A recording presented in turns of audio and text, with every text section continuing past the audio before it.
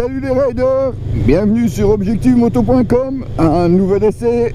Et oui, la saison est pas finie, on se retrouve ici chez Honda au guidon de la version 2020 de leur petit custom, donc le CMX 500. Et c'est quand même assez rare comme moto, enfin assez rare, dans le sens où si vous regardez les gammes actuelles des japonaises, eh bien il reste plus grand chose en custom. Qu'est-ce qu'on pourrait avoir? Je dirais peut-être la Kawa Vulcan. C'est peut-être la seule alternative à cette Honda CMX 500.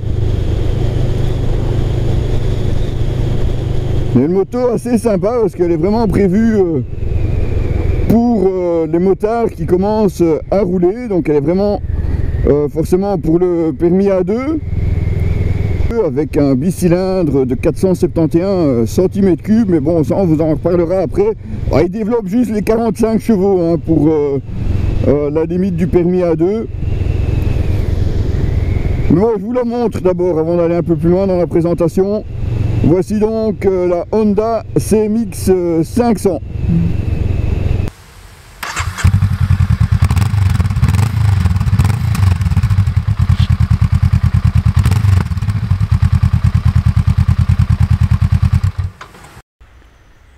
La voici, cette Honda CMX 500 version 2020.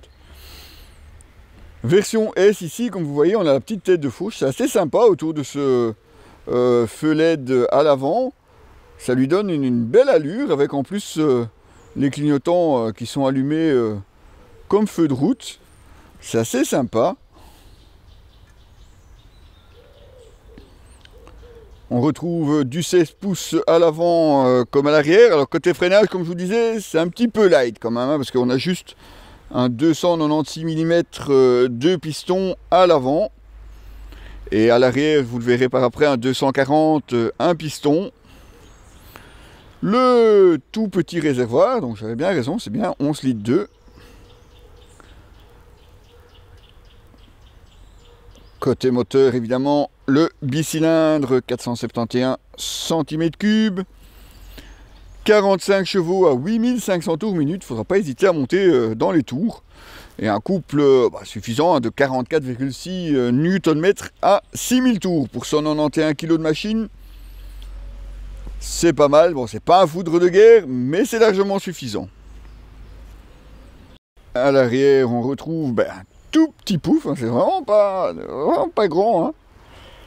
La selle, comme je vous le disais, à 690 mm, c'est assez bas hein, quand vous regardez. Les pose-pieds, eux, en position centrale, qui frottent assez rapidement aussi. Et face au pilote, on retrouve cet écran 10 cm. Alors assez complet, hein, parce que vous voyez, vous avez la jauge, vous avez l'heure, vous avez même le rapport engagé. Par contre, ça ne se commande pas au commodo. Hein. Vous avez ici, comme vous voyez, les boutons à gauche et à droite. Et les commodos, eux, c'est du classique, mais malgré tout, c'est gros boutons, hein, comme vous voyez. Et c'est pas de les rater. Hein. Au moins, vous avez tout ce qu'il vous faut. Vous avez les warnings et puis les phares. Et alors encore les clignotants placés assez bas, je trouve. Ce qui est assez surprenant aussi, vous avez, comme vous voyez, le contacteur qui vient prendre place sur le côté, juste au-dessus du moteur. Alors je vous rassure, la clé elle tient. Hein. C'est assez surprenant, hein, malgré tout, comme emplacement.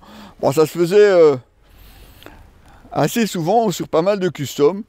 Alors pourquoi pas, après tout, hein, quand on a voir le look, autant le jouer jusqu'au bout.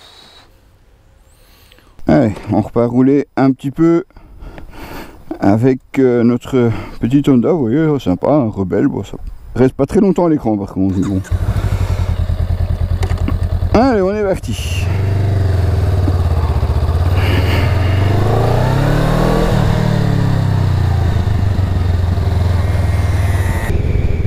Alors côté moteur, on n'a vraiment pas à se plaindre, c'est assez sympa, un bicylindre. Ouais, il faut aller chercher la puissance un peu plus haut dans les tours, mais bon, ça c'est un petit peu normal, on n'est pas sur une grosse cylindrée comme on pourrait les avoir chez Harley par exemple. Et justement, c'est assez sympa parce que le moteur est quand même assez souple, donc on peut vraiment rouler, comme vous le voyez ici, là je suis à 50 en cinquième, il n'y a pas de problème. Je peux encore accélérer un petit peu, bon c'est pas une moto sportive, bon ça c'est clair, mais ça on le sait, hein, c'est un custom, on est vraiment sur un custom. Alors les plus grands ne seront pas le reste, ça c'est clair, hein, la selle est relativement basse. Vous avez des pose-pieds au milieu, ce qui fait que du coup vous avez des genoux quand même assez hauts. Alors je ne sais pas si vous connaissez, voilà on est à l'abbaye de Villers-la-Ville, donc en Belgique forcément.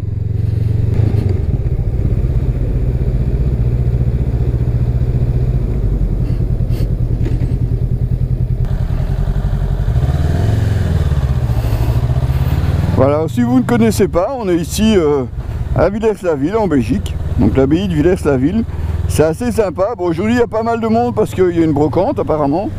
Ouais, bon, malgré les règles Covid, mais enfin bon, soit. Donc voilà, moi je comptais m'arrêter là pour vous faire quelques photos, mais bon c'est râpé, hein, parce que forcément c'est blindé dans tous les coins. Tous les parkings sont full.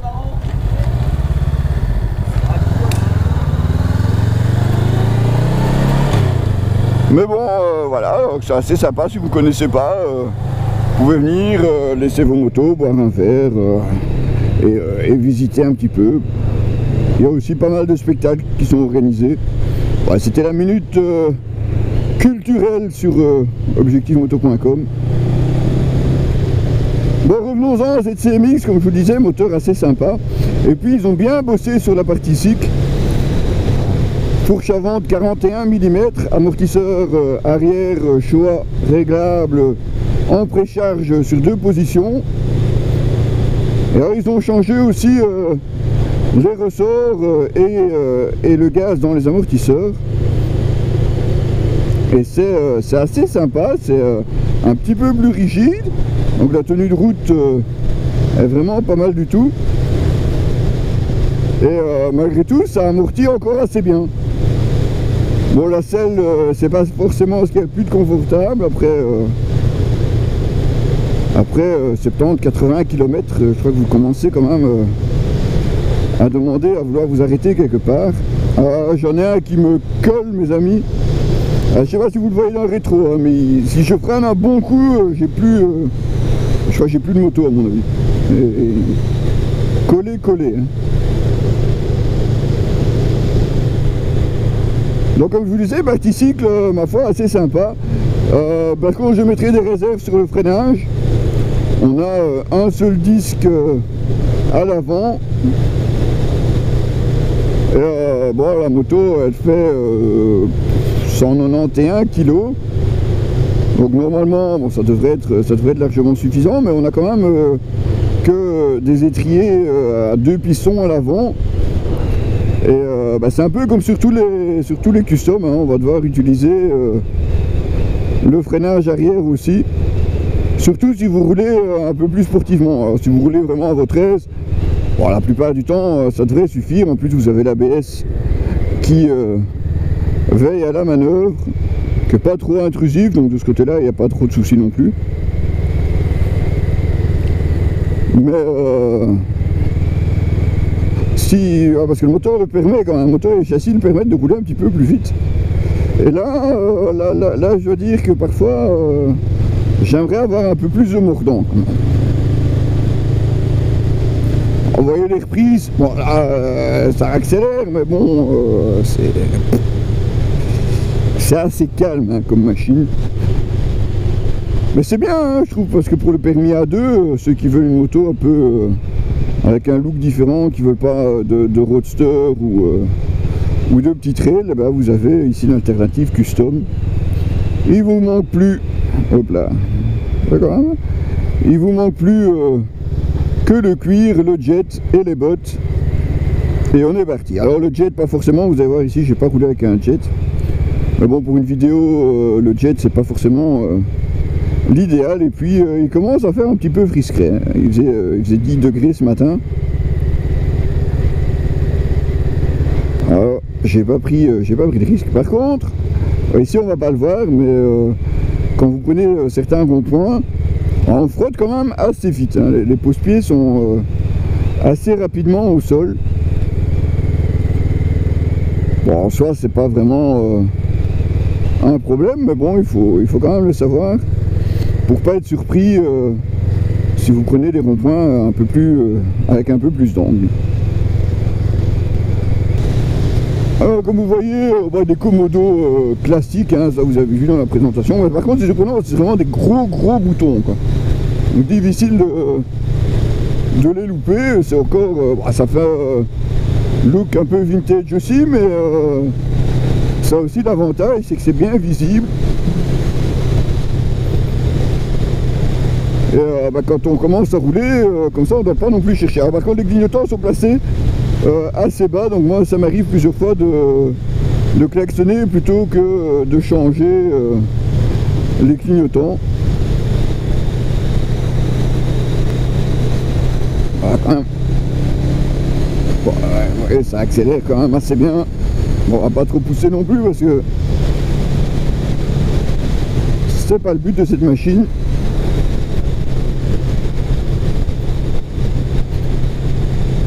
Alors comme vous avez vu sur la présentation, on peut avoir un passager ou une passagère, mais le pouf est quand même assez petit, hein, et pas très rembourré non plus.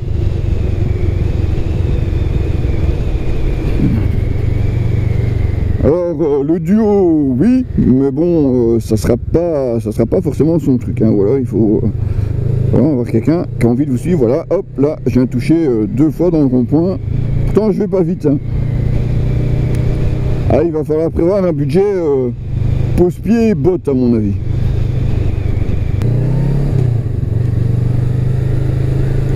Alors côté consommation, on est quand même ici avec une moto qui répond aux normes Euro 5. Et côté consommation, c'est assez raisonnable, hein, on est en dessous des 4 litres au 100. Donc ça c'est vraiment pas mal du tout, et puis tant mieux, hein, parce que le réservoir est petit quand même, on n'a que 11 litres d'essence. D'ailleurs j'étais assez surpris quand la première barre est partie, je me suis dit oula, la moto à mon avis on n'avait pas fait le plein, mais si on avait fait le plein. Mais bon, 11 litres 2 quoi. Donc forcément, c'est vite parti, hein, 11 litres 2. Par contre ce qui est bien, comme je disais, avec la souplesse du moteur et la maniabilité de cette moto, pour un permis A2, c'est vraiment l'idéal, c'est vraiment très facile à rouler. On n'a pas de surprise, bon, quand on accélère, bon, ici là je suis en 4e, on n'a pas d'à-coup, donc l'injection est bien réglée, bien maîtrisée. Et ouais, c'est pas mal quand même, franchement, je trouve que pour le permis A2, c'est une très bonne alternative. Ouais, je me répète un peu, je crois. Voilà, comme vous l'avez vu sur les photos pendant cet essai de la Honda, on a aussi entamé l'essai du gilet airbag, le tout nouveau modèle de chez Elitz qui est le e-Turtle. Donc c'est donc un gilet airbag électronique. Donc fini ici la sangle pour vous accrocher à la moto. Mais sachez que je vous présenterai évidemment le capteur de fourche qui va encore augmenter la vitesse de réaction du gilet airbag.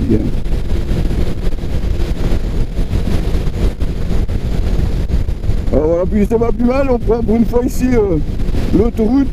Comme vous voyez, le 120, c'est pas vraiment non plus un problème. Alors je sais pas si on peut vraiment monter beaucoup plus haut. Alors, on peut monter 130 sans problème.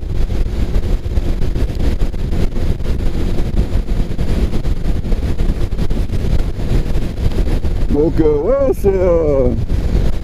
c'est pas mal du tout hein, comme moto. Alors côté tarif, vous avez une première Honda 500 CMX à 6400 €, alors que cette version S vous revient à 6800 €. Bon, moi je l'aime bien, hein, comme elle est là, avec sa petite tête de fourche, le feu LED, les clignotants allumés en permanence. Moi je trouve que ça a une belle petite gueule, surtout pour une moto comme ici, en permis à 2, moi je trouve que c'est vraiment pas mal du tout.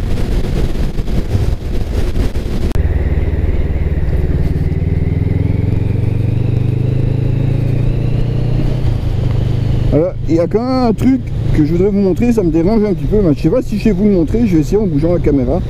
Mais bon, j'ai pas de cruise control, donc c'est un peu emmerdant parce que c'est à droite.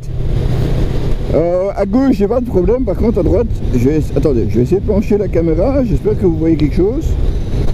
Je vais me décaler un petit peu après le tournant quand même. Hein. Hop, vous voyez là en dessous. Vous avez quand même le carter moteur qui est quand même vachement écarté sur le côté de la moto, ce qui fait que j'ai presque tout le temps ma botte contre celui-ci. Alors en hiver c'est bien, ça va vous tenir au chaud. Par contre le reste du temps ouais, c'est chaud quoi. Alors, hop, on va se rassurer un peu convenablement et on va essayer de pas trop limer les pose-pieds. C'est mal barré, hein, je vous dis tout de suite, hein, parce que dans les petits ronds-points comme ça, et hop là, voilà, et hop encore une fois, et en sortie on reprend le pose-pied. Bon alors c'est pas tout ça, maintenant on va aller faire le plein et puis bon, on va la rendre hein, cette CMX 500.